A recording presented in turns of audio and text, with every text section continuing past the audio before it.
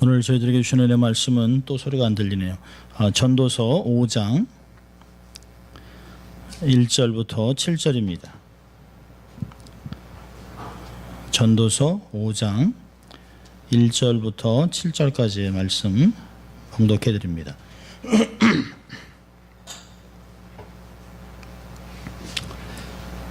너는 하나님의 전에 들어갈 때에 내 발을 삼갈지어다. 가까이하여 말씀을 듣는 것이 우매자의 제사 드리는 것보다 나으니 저희는 악을 행하면서도 깨닫지 못함이니라. 너는 하나님 앞에서 함부로 입을 열지 말며 급한 마음으로 말을 내지 말라. 하나님은 하늘에 계시고 너는 땅에 있음이니라. 그런즉 마땅히 말을 적게 할 것이라. 일이 많으면 꿈이 생기고 말이 많으면 우매자의 소리가 나타나느니라. 내가 하나님께 서원하였거든 갚기를 더디하게 말라. 하나님은 우매자를 기뻐하지 아니하나니 서원한 것을 갚으라. 서원하고 갚지 아니하는 것보다 서원하지 아니하는 것이 나으니 내 입으로 내 육체를 범죄케 말라. 사자 앞에서 내가 서원한 것이 실수라 말하지 말라. 어찌 하나님으로 내 말소리를 진노하사 내 손으로 한 것을 멸하시게 하랴. 꿈이 많으면 헛된 것이 많고 말이 많아도 그러하오니 오직 너는 하나님을 경외할지어다. 아멘.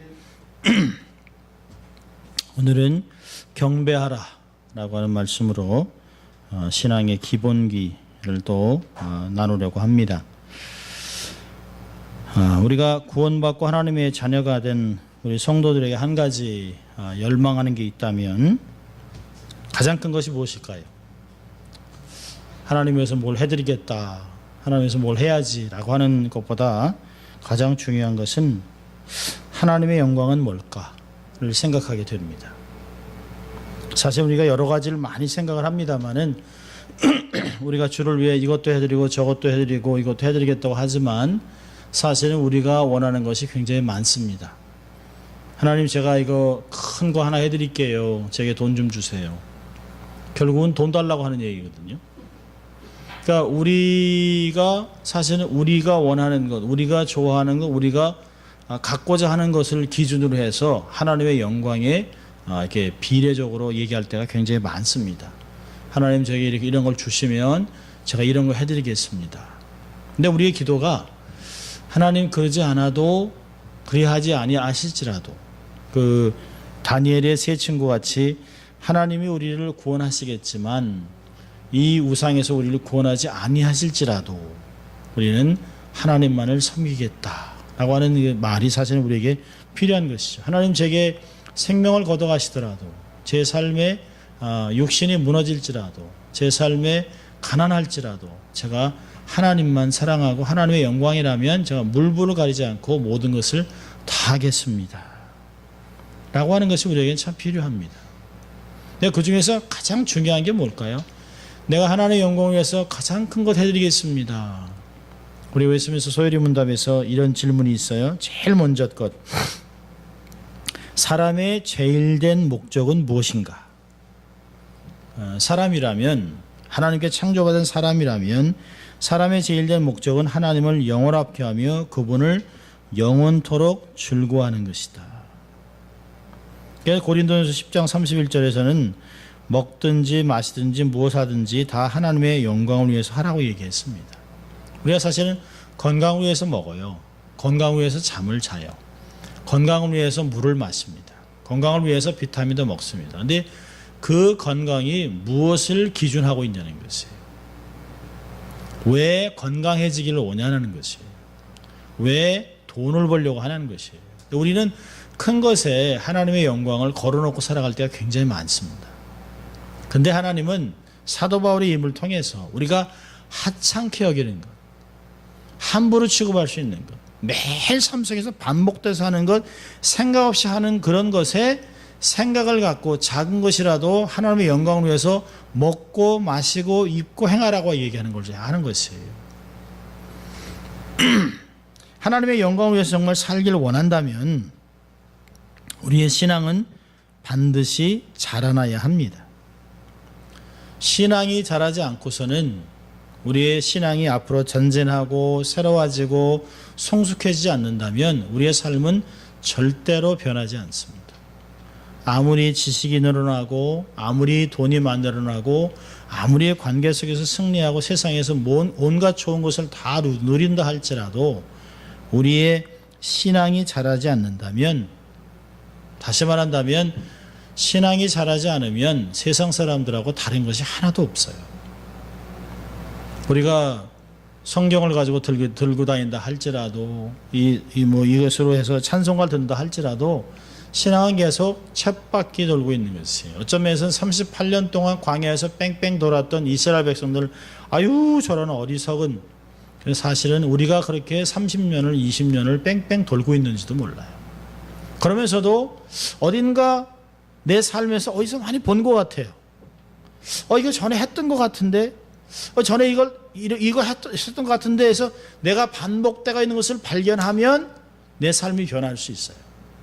근데 반복의 쳇바퀴를 돌면서 하나도 변하지 않는, 신앙생활 한다고 하면서 하나도 변하지 않고 그 자리에서 뺑글 돌면서 자기는 성숙했다고 생각합니다.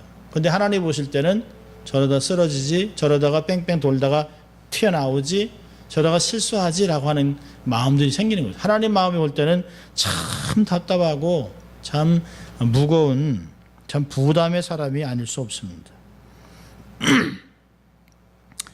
우리의 소원을 가지고 우리가 정말 이 하나님 앞에서 신앙이 참 자라기 위해서 우리의 소원을 가지고 하나님 앞에 나간다면 매일 드리는 우리의 예배 속에서 밀접한 관계가 있음을 알 수 있어요.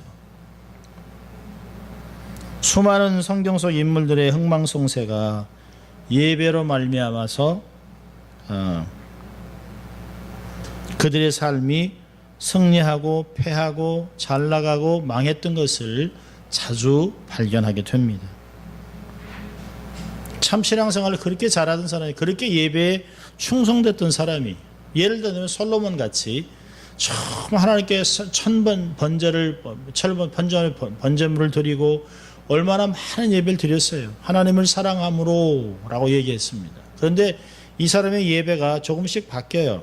습관적으로 하다가 결국에는 비슷한 예배를 따라갑니다. 아내의 꽁무니를 따라가다가 아내가 드리는 몰렉한테, 마르둑한테, 또 밀곰한테, 그러면서 이 마음이 자기의 아버지와는 다르게 이 우상을 쫓아갔던 예배입니다. 요즘 제가 읽는 책 중에 하나가 하나님을 섬기고 있는가 우상을 섬기고 있는가, 당신이 섬기는 자와 똑같아진다라고 얘기하는 것이에요. 얼마나 맞는 말인지 몰라요. 내가 섬기는 자와 같이 내가 섬기는 자의 대상을 닮아갈 수밖에 없다는 것이에요. 하나님을 잘 섬길 때 예배를 통해서 하나님께 복을 받았던 일련의 사람들도 있지만, 어떤 사람은 한 번의 예배를 정말 잘 드림으로 인생이 확 바뀐 사람도 있습니다. 하나님이 정말 계시구나. 정말 하나님이 나를 만지시고 나를 만나주시는구나. 하나님이 정말 기적의 역사를 일으키시네요. 하나님이 사람의 마음도 바꾸는군요. 인생을 이렇게 바꿔놓을 수 있군요. 라고 해서 한 번의 예배로 인생이 바꾼 사람도 있어요. 성경에 모세와 구약에 있는 모든 리더들의 삶을 보면 특징이 뭐냐면 이렇게 한 단어로 결정이네요. 하나님 앞에 엎드려 경배하니라. 모세의 특징은 모세 오경 중에 나와 있는 것 중에 가장 많은 내용이 회막 앞에 엎드렸더라. 그리고 그가 하나님을 경배했더라. 사실 하나님 앞에 엎드려 경배했을 때가 언제냐면 문제가 터졌을 때, 사람이 반란을 일으킬 때, 또 답답할 때, 해결이 안 될 때, 이럴 때 막 나갑니다. 근데 우리는 언제 예배 드리나요? 우리가 답답하고 속이 찢어질 것 같아서 기도는 하러 나가요. 그럼 기도와 예배는 좀 다릅니다. 모세의 삶이 위대한 건 뭐냐면 답답하고 마음이 찢어지는 것 같은, 백성들에게 돌을 던질 것 같은 그런 상황 속에서도 하나님을 경배했다는 거예요. 이 하나님을 경배했다라고 하는 단어가 뭘까요? 하나님을 바라봤다는 거예요. 하나님의 뜻은 뭡니까? 하나님 뜻대로 이루어주세요.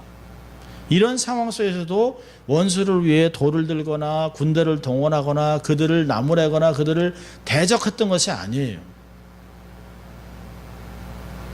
하나님 앞에 엎드려 경배했다. 신약에서는 이 경배를 예배라는 단어를 쓰지요. 하나님은 지금도 예배들을 찾고 있어요. 요한복음 4장에도 우리가 늘 읽는 대로요. 아버지께 참으로 예배하는 자들은 신령과 진정으로 예배할 때가 오나니 곧 이때라. 아버지께서는 이렇게 자기에게 예배하는 자들을 찾으시느니라. 하나님의 영이시니 예배하는 자가 신령과 진정으로 예배할지니라. 영과 말씀으로 예배할 자를 하나님이 지금도 찾고 있다는 것이에요. 하나님께 찾고 있다라고 하는 것은 다양한 뉘앙스가 있습니다. 그만큼 없다는 거예요. 저는 마지막 때가 되면 남들이 얘기하는 것 같이 많은 사람이 죽게 돌아올 것이다 라고 생각하지 않습니다. 마지막 때가 되면 정말 소수의 무리만 남아있을 것 같아요. 요즘 이렇게 교회가 돌아가는 거나 모든 상황을 보면 이미 교회는 교회가 아니에요. 교회라고 하는 탈을 쓰고 있을 뿐이지 더 이상 교회의 역할을 하지 않는 그냥 모임이 너무 많습니다. 교회 안에 이사회가 있어요. 교회 안에 경영을 하려고 합니다. 교회에서 리더십을 얘기하는데 성경을 동원하는 것이 아니라 LG에서 했던 리더십, 또 삼성에서 했던 리더십을 그대로 적용을 해서 합니다. 그리고 그것이 좋은 결과가 나왔기 때문에 꽁 잡는 게 매예요. 저는 이틀 전에 오래전에 저희 교회에 오셨던 정필도 목사님을 모시고 공항에서 픽업을 해왔습니다. 그래서 댁에다 모셔다 드리고 얘기를 나누면서 목사님이 이제 76세 이렇게 되시니까 은퇴하신 지 6년 됐는데 너무 바쁘신 거예요. 은퇴하셨는데 중국 정부에서 이분을 모셔다가 설교를 듣습니다. 한국에 있는 많은 목회자들을 다 테스트를 해봤어요. 그래서 한국에 있는 대형교회 목회자들의 뒷조사를 다 했는데 하나같이 구리고 더럽고 추하다라는 것이에요. 결과가 아주 나쁘다는 것이에요. 세습을 하고 또 돈을 몇백억씩 갖다 쓰고 그냥 여자 문제, 돈 문제, 관계, 폭력 이런 것들을 그냥 다큐멘터리를 다 갖고 있다는 것이에요. 근데 놀랍게도 자기들이 탈탈 털었는데도 딱 한 분이 걸리더라는 거예요. 그래서 중국 교회는 어떠한 교회가 되어야 될까? 그들이 부산 수영로 교회를 연구해서 정필도 목사님을 정부에서 모시기로 했습니다. 그래서 그분이 전국을 다니면서 강의를 하고 설교를 하고 교회를 가르쳐요. 그러니까 이분의 특징은 내가 예배에서 승리하지 않으면 안 된다는 거예요. 어디 가나 동일한 말씀하세요. 저한테도 송 목사 예배에 승리해야 돼. 예배에. 다른 게 없다는 거죠. 말씀, 기도, 예배. 이 기본기가 튼튼해야 산다는 것이에요. 근데 사람이 이제 됐다라고 해서 늘어지기 시작하면 그때부터 죽는다는 거예요. 그건 맞는 말씀이죠. 지금 소련 안 다니신 데가 없어요. 너무너무 행복하시다는 거예요. 내가 은퇴하면 뭘 할까? 하나님 14억에 있는 중국의 인구 영혼들이 죽어가는데 하나님 어떻게 해야 됩니까? 라고 하는데 그 생각하고 기도하는데 한 달도 안 돼서 중국 정부가 그를 모셔가서 마음대로 강의를 하세요. 마음대로. 그럼 이분이 얘기하세요. 마지막에는 예배자와 예배드리지 않는 자가 갈라질 텐데 예배자들은 소수의 무리가 될 거라는 거예요. 소수의 무리.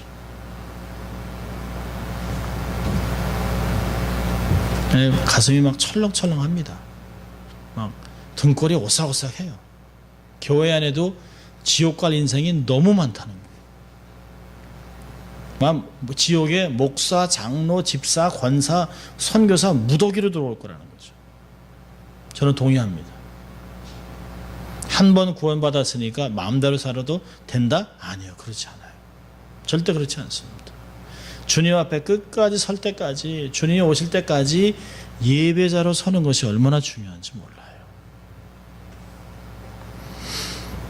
어떻게 예배를 드려야 우리의 신앙이 자랄 수 있을까요? 온전한 예배, 하늘문이 열리는, 우리가 기도하잖아요. 금요일마다 하늘문이 열려서 하나님을 바라보기만 하면, 하늘을 바라보고 하늘을 맛본 사람은 세상에 대해서 더 이상 그렇게 미련이 없어요. 하늘에 있는 것이, 하늘에 있는 원본을 여기서 카피해 놓은 것이기 때문에 카피가 좋아야 얼마나 좋겠습니까? 어떻게 하면 하늘문이 열리는 이 땅에서 하나님의 축복을 마음껏 받는 예배를 드릴 수 있을까요?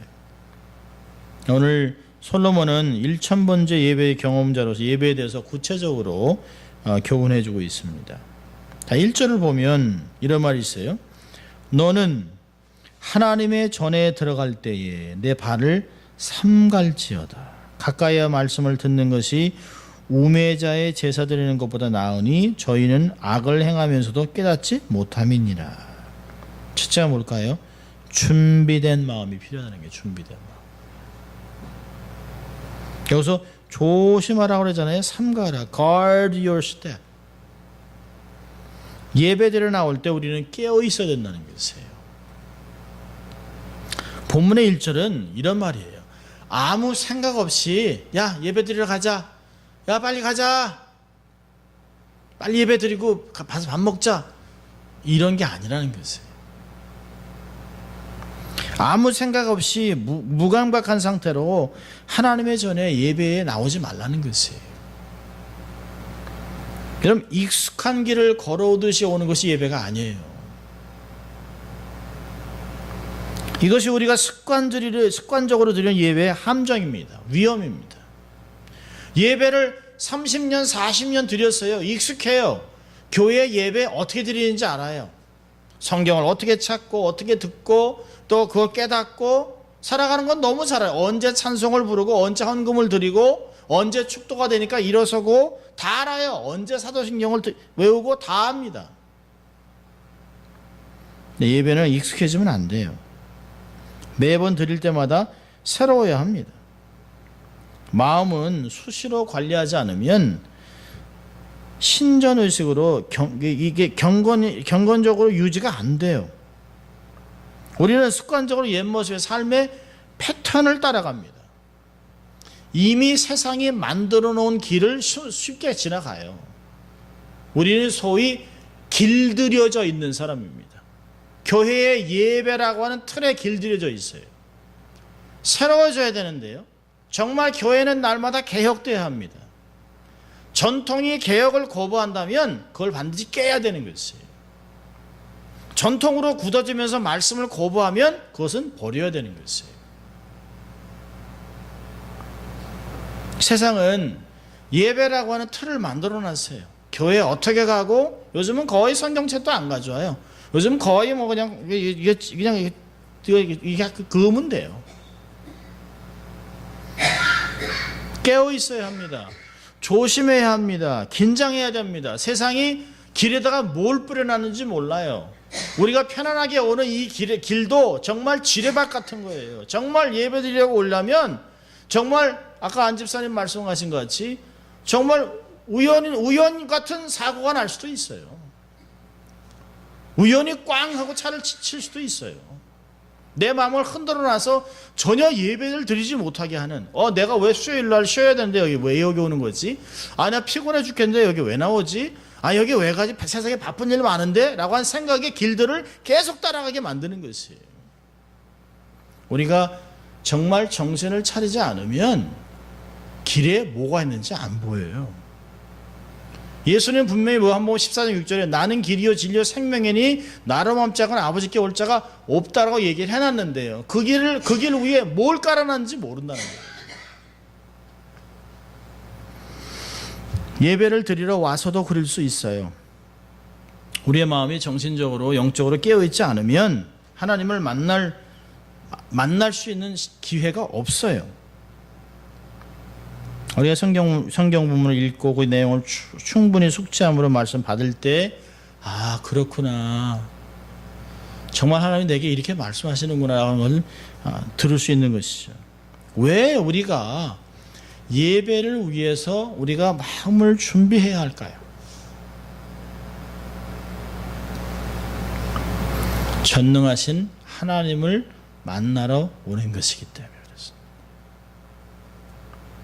여러분, 세상에서도 중요한 사람을 만나러 갈 때 함부로 가지 않습니다.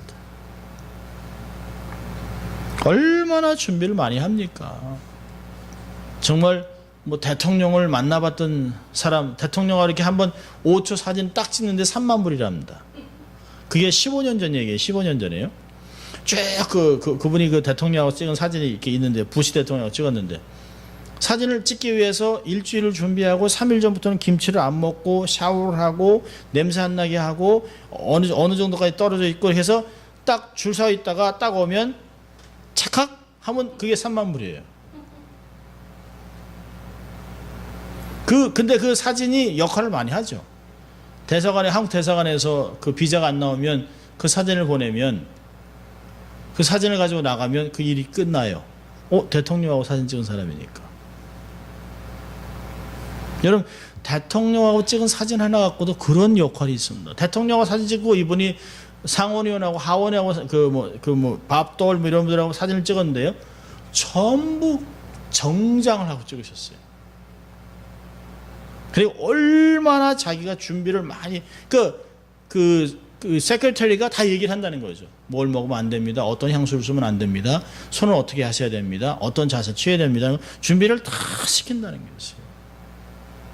주지사를 만나는 것도 그냥 쉽게 만나는 게 아니라고 합니다.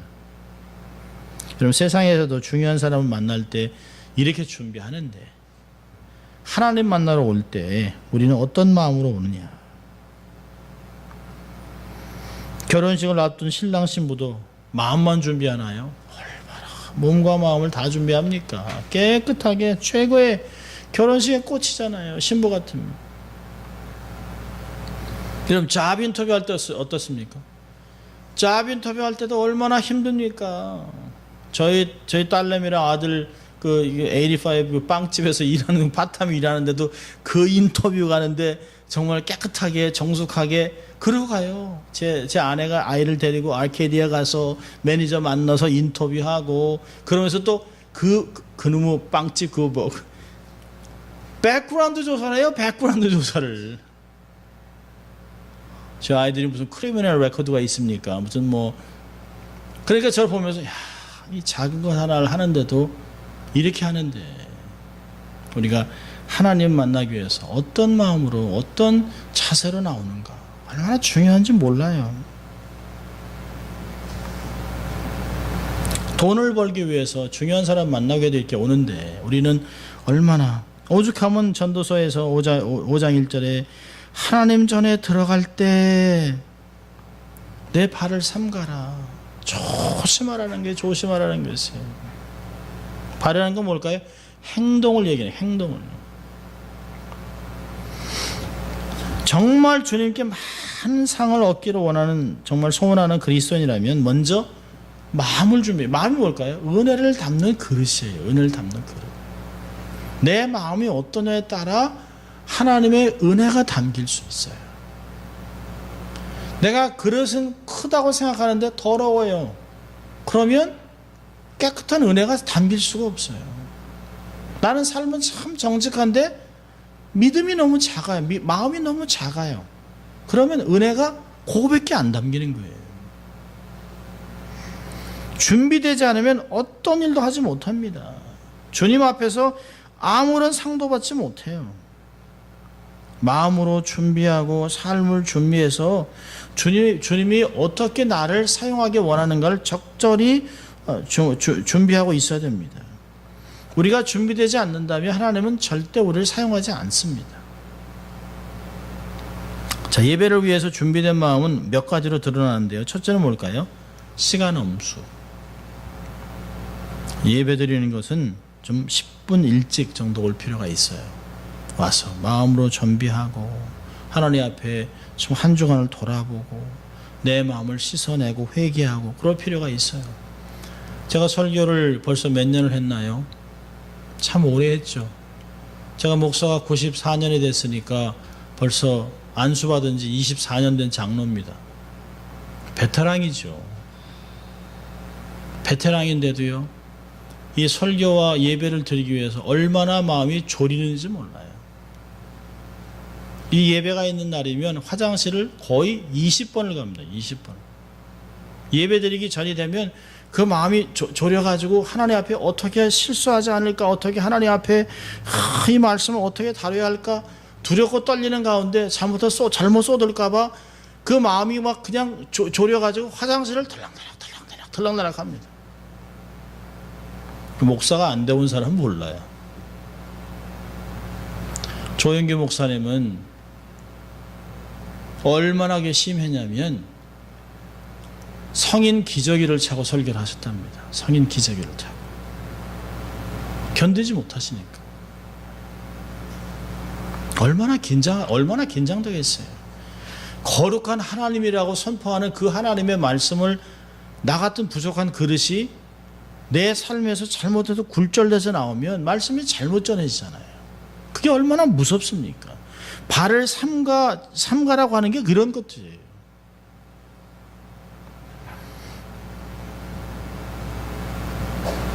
하나님이 참 하나님을 만나기 위해서 일찍 와서 사모함으로 기도하고 예배를 준비할 필요가 있습니다.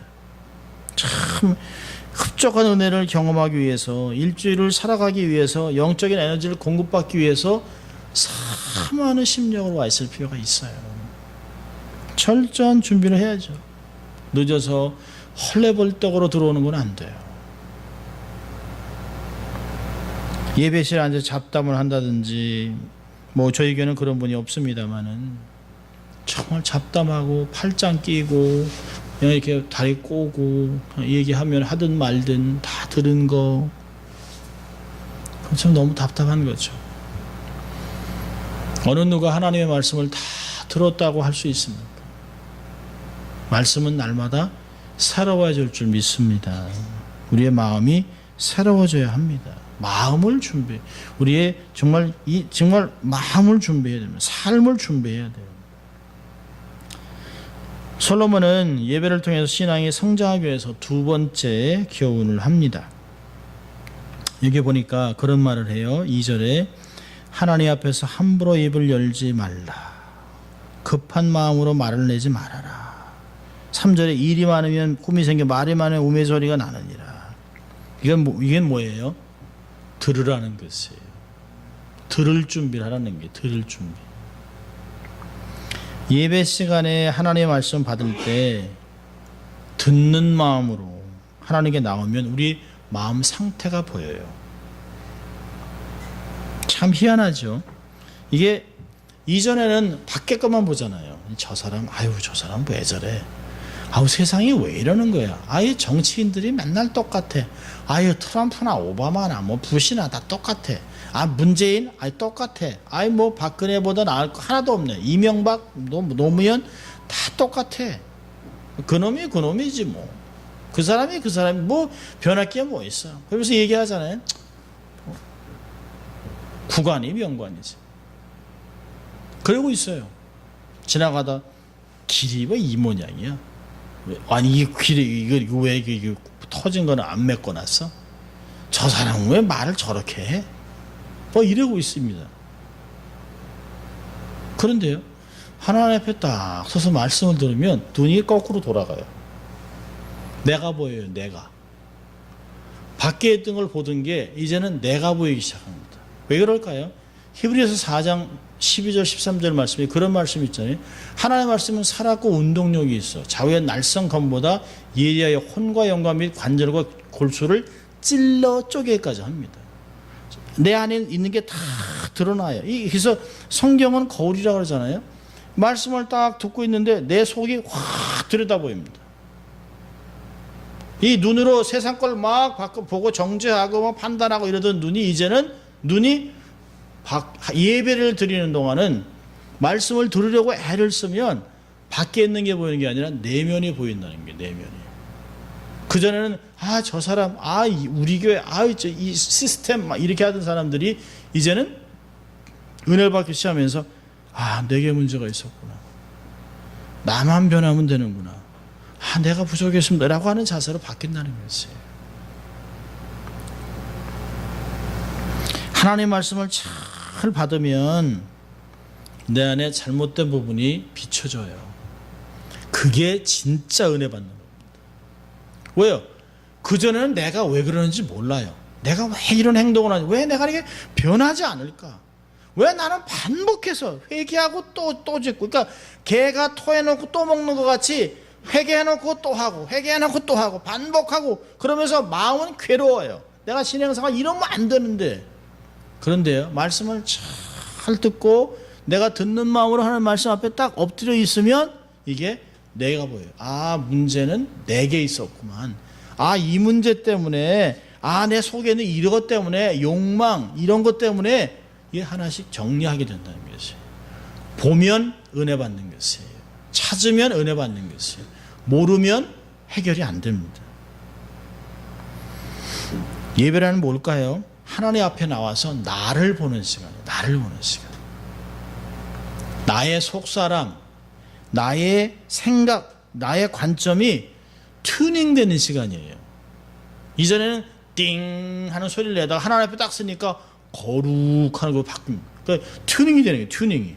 아, 내가 생각을 잘못했었구나. 아, 내가 말을 잘못하고 있었구나. 아, 내가 이런 기준으로, 이런 생각으로, 이런 경험으로 그냥 막 얘기했구나. 이게 아니라는 것이에요. 저도 말씀을 자꾸 읽고 또 읽고 또 읽고 또 연구하면서 이전에 많이 봤던 것들이에요. 계속 책을 또 구입하고 또 읽고 또 읽고 하면서 보면서 하나님의 것들을 많이 찾으면서 하나님 앞에 예배드리기 위해서 이렇게 말씀을 읽다 보면 이전에 이 내 경험 내 지식이 아니라 하나님 내 안에 잘못되어 있던 것들을 이게 하나씩 이렇게 다시 이게 나사를 조이기 시작하세요. 아, 내가 이해를 이렇게 했구나. 아, 이래서 내가 이렇게 가정을 하고 이렇게 이해를 해서 이렇게 말을 했구나. 아, 이것이 그래서 이걸 근거로 해서 관계가 이렇게 나갔었구나라는 것들을 발견하게 됩니다. 하나님은 마태복음 13장에 씨 뿌리는 사람의 비유를 말하잖아요. 말씀을 받는 태도가 중요하다는 것이에요. 내 안에서 말씀이 자꾸 튀는 이유가 뭐냐는 것이에요. 씨를 다 뿌리는데 어떤 사람은 은혜 받고 어떤 사람은 분노하고 어떤 사람은 변하게 또 결정하고 어떤 사람은 남한테 얘기 들으라고 얘기하고 우리가 그러고 있다는 것이에요. 근심 걱정으로 이 재리의 문제 때문에 말씀이 싹을 피지도 못해요. 어떤 면에서는 어떤 신학자는 우리의 마음 안에 우리의 마음이 어떤 때는 뭐 길가, 돌짝밭, 가시밭, 옥토 이게 아니라 우리 안에 그렇게 네 종류가 다 섞여 있다는 거예요. 어떤 때는 은혜 받는데 어떤 때는 안 돼요. 어떤 때는 분노하고 어떤 때는 짜증내요. 문제는 씨의 문제가 아닙니다. 밭의 문제입니다. 하나님이 계속해서 말씀을 뿌리세요. 성경을 통해서 설교를 통해서 탁 뿌려놓는데 우리의 마음은 계속 돌짝밭 같은 기경되지 않는 딱딱한 호세아 10장 12절에 있는 것이 기경이 돼야만 밭이 되는 그런 마음이 있습니다. 원래 이스라엘 땅은 가보니까 이스라엘 땅은 정말 돌짝밭이에요. 그냥 이렇게 퍼서 이렇게 퍼서 그냥 퍼지는 땅이 없어요. 그냥 이 가래를 막 긁으면 안에서 돌이 막 그냥 막 큰 거 작은 게 막 나옵니까? 그 돌들을 다 옮겨놓고 갈고 물을 뿌리고 이렇게 하고 잡초를 걷어놔야 내가 신경 써서 마음을 관리를 해놔야 이게 좋은 밭이 되는 것 같이. 그러니까 이스라엘 사람들은 그때 금방 알아들은 것이에요. 농사를 짓는 사람이니까 땅에 대한 비유를 금방 알아들은 것이에요. 하나님의 말씀이 아무리 능력이 있어도 내 마음이 옥토가 되지 않으면 열매를 못 맺는다는 것이에요. 우리가 온갖 잡다한 생각들을 그쳐야 하는데 우리 마음이 깨끗이 비우고 집중해서 하나님과 정말 독대하는 그런 예배 시간이 돼야 합니다. 그럼 듣는 게 얼마나 중요하면 주님께서 들으라 이스라엘아 그런 말씀 계속 하셨잖아요. 들으라 이스라엘아. 지금도 이스라엘 사람들이 아침마다 일어나면 시마 이스라엘 아도나이 그걸 계속 해요. 들으라 이스라엘 하나님은 한 분이니 그걸 계속 합니다. 듣는 것이 하나님과의 교제의 첫걸음이에요. 우리는 말하는 걸로 시작하지 않습니다. 우리의 인생 자체가 말하는 걸로 시작하지 않아요. 우리는 어미의 품 안에 안겨서 어미가 말하는 걸 계속 듣고 자라요. 1년 동안. 그러면서 옹알이를 하고 흉내를 내고 그게 인생이에요. 하나님 우리의 삶에 계속 얘기하는 것을 자꾸 듣고 하다가 하나님같이 말하고 하나님같이 생각하는 사람이 되어야 되는 것이죠. 하나님 말씀하시고 언약 백성 우리는 듣고, 이게 우리 신앙생활에서 가장 중요한 것입니다. 하나님 말씀을 들으면 깨달음이 생겨요. 좋은 것을 얻습니다. 그래서 잠언서 10장 20절에 말씀을 가까이 하면 정말 좋은 것을 얻는다는 게 좋은 것. 하나님 나라, 좋은 게 뭘까요? 하나님 나라의 원리 원칙, 변하지 않는 것. 비밀을 깨닫는 것. 하나님의 마음, 하나님의 비전, 하나님의 역사, 하나님의 계획, 하나님의 능력, 이런 것들을 발견하는 게 있어요. 이때 정말 우리와 성정이 같았는데, 엘리야가 우리와 성정이 같았는데 이렇게 간절히 기도하니까 기적이 나타났구나. 이 모든 것은 우리를 위하여, 교훈을 위하여 기록했다는 말씀들이 막 마음에 확 들어오는 것이에요. 말씀을 듣다 보니까 좋은 것을 얻습니다. 삶이. 말씀을 들음으로 믿음이 막 자라요.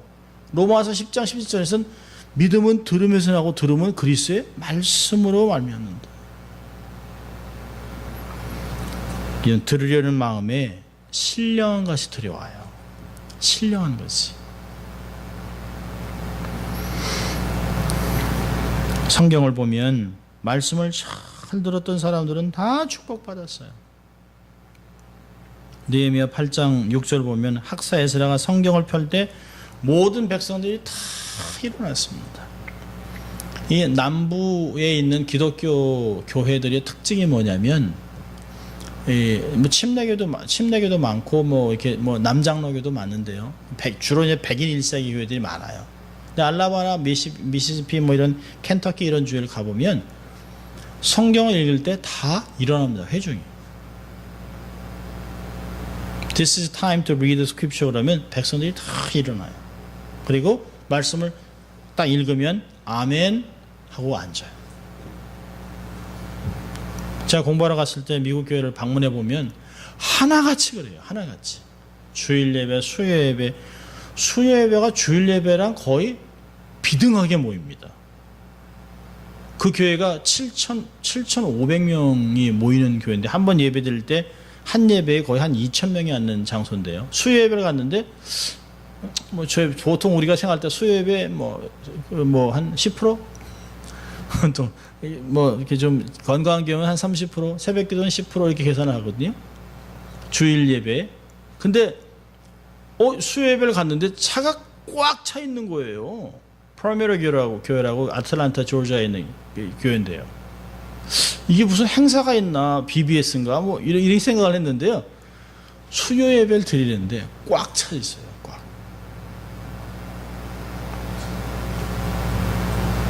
그 사람들이 말씀을 들을 때 벌떡 일어납니다.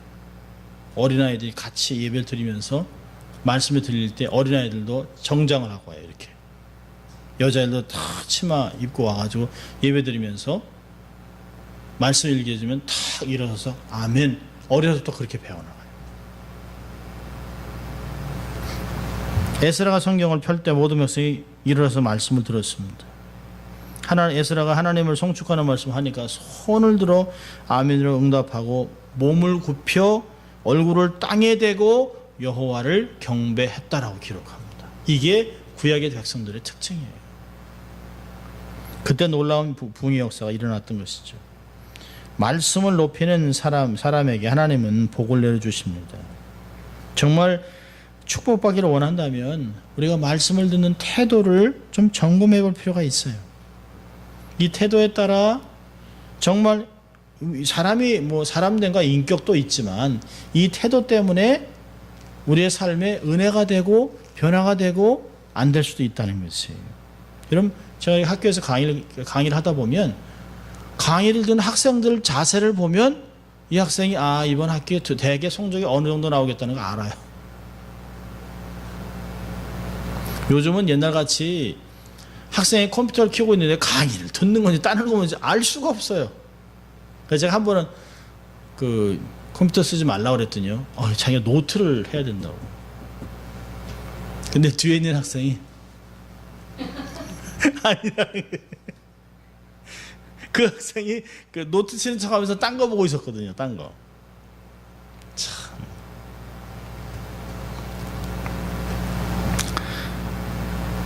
강의를 듣는 태도들 학생의 미래의 성적이 들어있어요. 말씀을 듣는 우리도 하나님 앞에 어떤 미래의 축복이 들어있는지 알 수 있어요. 정말 내가 스펀지 같이 말씀을 아멘, 아멘 내 삶에게 탁탁탁탁 받아들일 필요가 있는 것이에요. 듣는 태도가 나쁘면 능력이 아무리 많아도 소용이 없어요. 참 희한하죠. 능력도 없고 변변하지도 않은데 갖고 있는 은사는 잘 들어요. 그 사람은요 사랑받습니다. 사람들한테. 요즘같이 내 말 들어줘 하는 시대가 없잖아요. 앉아봐, 내 얘기 좀 들어봐. 글쎄 잘 왔다 그리고 앉혀놓고 자기 얘기 막 합니다. 근데 누가 제일 좋아해요? 내 얘기 잘 들어주는 사람. 그런 사람이 좋은 거예요. 여러분 하나님도 잘 들어주는 사람이 귀한 것이에요.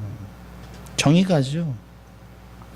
웃기는 것은요, 신앙생활을 하면서 하나님 말씀을 잘 안 듣는 사람은 사람 말도 안 듣습니다. 왜? 자기 주장이 너무 반듯하니까, 너무 주장이 강하니까. 그래서 문제가 생기는 것이죠. 여러분 하나님 앞에서 하나님 정말 하나님 제 사정 아시죠? 정말 제 얘기 좀 들어주세요. 응답해 주세요라고 기도하지만 우리는 사실 하나님 제가 하나님 말씀 잘 듣고 순종하겠습니다 라고 하는 태도가 없다는 거예요. 우리 안에 급하면 찾아 나오죠. 여러분 세상에서 급하면 급한데도 안 찾는 사람이 어디 있습니까? 세상에. 불이면 불났다고 소리쳐야지요. 뭐 위험하다고 소리치지요. 다 필요해서 소리 짓는 것이에요. 평상시에 평안할 때 내가 정말 하나님의 음성을 듣겠다고 하나님 앞에 엎드려 있는 그런 사람을 하나님이 찾으시는 거죠. 선생님 말씀에 귀를 잘 기울이지 않는 학생, 좋은 성적 받을 생각은 아예 하지 말아야죠.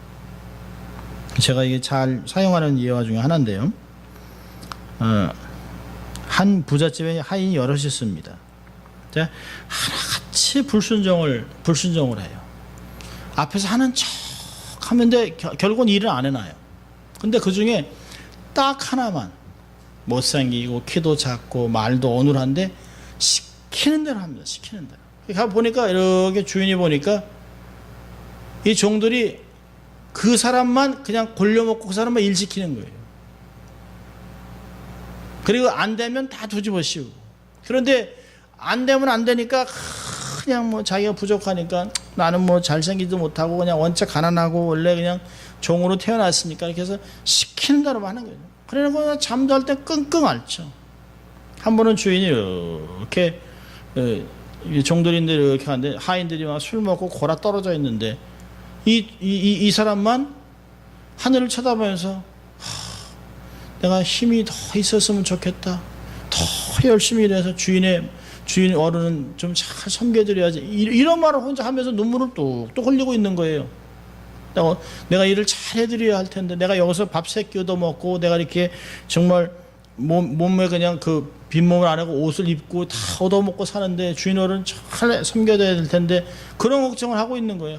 내가 너무 부족해. 배운 것도 없어. 이러고 있으니까 주인이 참 이렇게 마음이 찡한 거죠. 그 사람의 진심을 본 거예요. 그래서 하루는 그런 명령을 내립니다. 종들한테 내가 한 일주일 동안 한양을 갔다 올 텐데 한양을 갔다 오는 동안 이 새끼줄을 좀 꼬아놓으라고 그랬어요. 새끼줄을 꼬아놓으라고.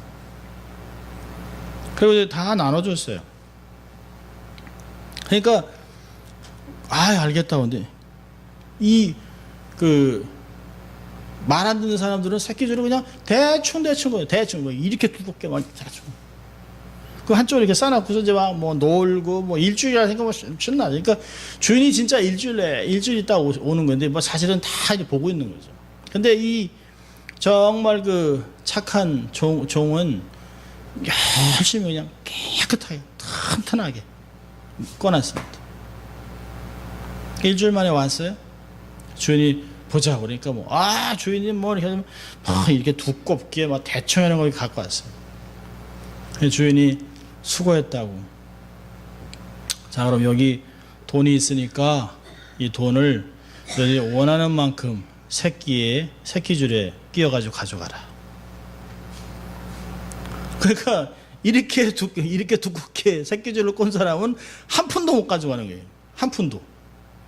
대충 맞드는 사람은 이렇게 욕심 많아가지고 막 10개, 20개, 100 이렇게 해서 막 꽂아놓으면 뚝 끊어집니다. 근데 열심히 꽂아놓은 사람은 너도 안 빠지는 거죠. 안 빠져. 나중에 이 주인이 다 못된 종들은 다 냈고 이 사람을 집사같이 일을 시키고 결국 나중에 자유인이 되게 했다고 얘기를 합니다. 이게 재밌는 얘기입니다만은 이 안에 얼마나 정말 중요한 일인지 몰라요. 잘 들어야 돼요. 근데 듣는 것만큼 중요한 게 뭘까요? 행해야죠. 어떻게 들었느냐가 얼마나 하나님의 말씀을 정말 하나님 생명을 다해서 내가 지켜내야지라고 듣는지 아니면 재충 듣는지 마음을 청소하면서 정말 정성스럽게 들을 필요가 있습니다. 자, 세 번째로는 우리가 마음도 준비하고 듣는 것을 준비하지만 세 번째로는 4절부터 7절 보면 헌신되어 있어야 합니다. 여기 보니까 서원하였거든 갚으라. 서원한 것을 갚으라. 헌신한 것들을 얘기하고 있습니다.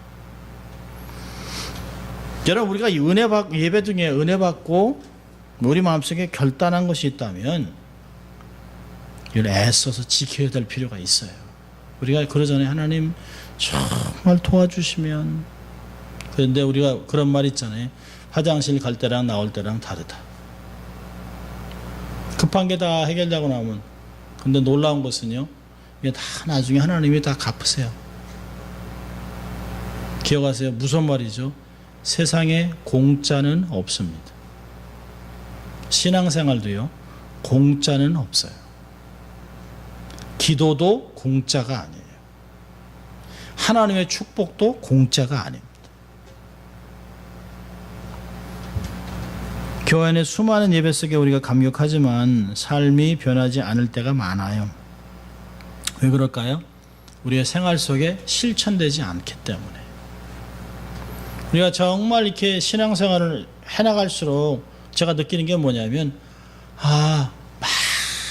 많이 가르치고 많은 양을 주는 것보다 더 중요한 건 깨달아서 깊이 있는 것들을 자꾸 설명해서 듣는 사람이 잘 이해할 수 있도록 하는 게 중요한 거지. 그리고 성도들로 하여금 내가 이렇게 해야지, 요것만이라도 해야지, 1000마디의 방언하는 것보다 100,000마디의 방언하는 것보다 5, 6마디 깨달은 걸 실천하는 게 더 중요하다는 게 아니에요. 우리의 은혜의 수준이 어디까지인가? 예배당문까지인지 아니면 밖에문까지인지 아니면 철문까지인지 아니면 매일 삶인지. 문을 나서고 나면 설교가 뭐였지? 제가 가끔 제 아내한테 이렇게 테스트를 합니다. 오늘 가장 중요했던 키포인트는? 그러면 어떤 때는 그냥 기가 막히게 찝어내요. 이렇게 그러면 역시 사모는 사모네. 이게 안 되면 저는 이제 그렇게 생각하죠. 이게 내가 뭐 설명을 잘못했구나, 이거를. 내가 잘못해가지고 사모도 이걸 못 깨달으면 큰일 나는데, 이걸. 이렇게 생각을 합니다. 여러분, 우리 예배를 통해 하나님 앞에 서원한 것을 사람과의 약속보다 더 가볍게 여기는 경향이 있어요. 하나님과 했던 약속을 잊어버려요. 없었던 것 같이 무효화시키는 것이 있어요. 안 보이니까 뭐 실천하지 않아도 괜찮다고 생각하지만 그렇지 않아요. 오늘 솔로몬도 얘기하잖아요. 서운한 것은 갚으라는 것이에요. 여러분, 우리 안에 이런 왜 서운이 생길까요? 하나님이 주시는 것이에요. 빌립보서 2장 13절 얘기잖아요. 너희 안에 역사하시는 분 하나님이니, 그렇죠? 너희 안에 선한 소원을 주시는 분 하나님이니 그분이 그런 것을 이루게 하시겠다는 것이에요. 얼마나 중요한 말씀인지 몰라요. 너희 안에 행하시는 이 하나님 자기의 기쁘신 뜻을 위하여 너희로 소원을 두고 행하게 하신다. 하나님이 우리 안에 하나님 잘 사랑하고 말씀을 잘 듣고 있으니까 소원을 주세요. 그러니까 이 소원이 나 같은 사람이 어떻게 주의 일을 그런 일을 어떻게 감당할 수 있을까 막 그런데 하나님이 그걸 자꾸 실현할 수 있도록 도와주신다는 것이에요. 하나님이 소원을 줬는데 소원을 가지고 하면서 재물도 생기고 건강도 주고 회복도 되고 막 꿈이 막 커지는데 그런 것을 확 버린다는 거예요. 여러분, 헌신은 거룩한 소원과 그것을 이루는 것으로 나타나요. 꿈을 꾸는 자가 꿈만 꾸는 자가 되면 안 돼요. 그것을 이루는 자가 돼야 합니다. 탁상공론, 사상누각으로 끝나면 안 돼요. 미국의 유명한 템플 신학교를 창설한 러셀 코넬 박사가 1차 대전 세계대전이 끝날 때 100만 달러 이상 갖고 있는 미국의 백만장자 4,043명의 생애를 조사해 봤습니다. 근데 그 조사 결과 중에 보면 뭐 중학교, 고등학교 이상 학력을 가진 사람이 별 60명밖에 안 돼요. 크게 성공해서 백만장자가 된 사람의 대부분이 백만장자가 되기 전까지는 뭐 돈과 교육, 정규 훈련 등에 있어서 일반적으로 다른 사람보다 훨씬 부족합니다. 그런데요, 이들의 생애가 평범하지 않았던 그 이유가 있습니다. 세 가지가 있어요. 첫째는 뭐냐면 분명한 목표를 갖고 있습니다. 다 분명한 목표가 갖고 있어요.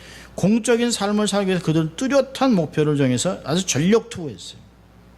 둘째는요, 마음속에 뜨거운 소원을 가지고 있었어요. 내가 이걸 완전히 이뤄야지. 나 정말 이런 마음이 있습니다.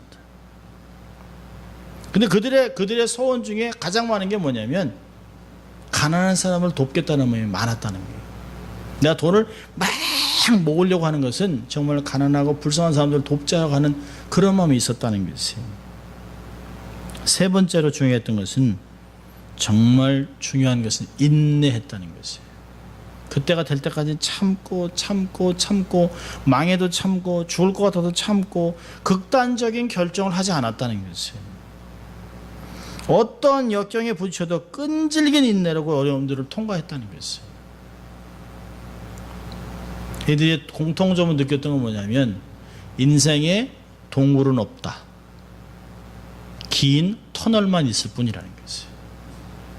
전 너무 그 말이 마음에 너무 와닿는 거예요. 우리는 끝도 안 보이면 그냥 동굴에 갇힌 것 같이 막 정말 자포자기하고 다 포기하고 싶을 때가 있어요. 인생에 막 빠져와 있는 것 같습니다. 근데 그냥 동굴이 아니라 터널, 긴 터널, 끝이 안 보이는 터널일 뿐이라는 것이에요. 얘들이 다 공통적으로 경험하고 있는 이야기는 인내 끝의 열매는 너무 좋았다는 거예요. 너무 좋았다는 것이에요. 일반적인 사람보다 열등한 환경 속에 있었지만 그들 마음 가운데는 분명한 목표, 뜨거운 소원, 그다음에 끊임없는 인내, 그것이 그들에게 성공을 안겨주었습니다. 말씀을 정리합니다. 하나님께 신령과 진리로 예배하고 경배하기 위해서 마음을 준비해야 합니다. 마음을 잘 은혜 받을 수 있는 그릇을 준비하고 또 마음을 다해 전심으로 들어야 합니다. 한 귀로 듣고 한 귀로 흘리는 것이 아니라 말씀을 놓치지 않게 해서 전심으로 들어야 돼요. 그리고 세 번째로는 정말 헌신해야 합니다. 듣고 깨달은 말씀을 내 마음에 그렇게 해야 되겠다라고 마음을 먹으라는 것이죠. 하나님, 제가 이 말씀 이렇게 살아볼게요. 하나님 위해서 내가 이렇게 하겠습니다. 이런 게 중요하다는 거죠. 그렇게 되면 삶에서 정말 내가 경험하지 못했던 생각하지 못했던 축복과 능력과 기적을 경험할 수 있다는 것입니다. 내가 계획하는 것만이 기억이 아닙니다. 내가 모르는 것도, 내가 이해하지 못하는 것도 하나님의 기적 속에서 삶이 계속 진행될 수도 있습니다. 이런 삶 속에서 하나님을 경험해가는 여러분 될 수 있기를, 기본기가 튼튼해진 여러분 될 수 있기를 주의 이름으로 축원합니다. 기도하겠습니다. 하나님 아버지 감사합니다. 오늘도 정말 우리의 신앙의 기본기, 하나님을 경배하는 삶 얼마나 중요한지 모릅니다. 하나님, 우리가 너무나 습관적으로 우리가 신앙생활을 했던 것을 다시 한번 회개하고 정말 하나님 앞에 경건하게 준비된 마음으로, 간절한 마음으로, 듣는 마음으로 또 헌신하여 하나님께 나가는 저희들 되게 하셔서 하나님을 매 순간마다 경험하고 경배하는 저희들 될 수 있도록 주님 축복하여 주시옵소서. 감사하고 예수님 이름으로 기도합니다. 아멘.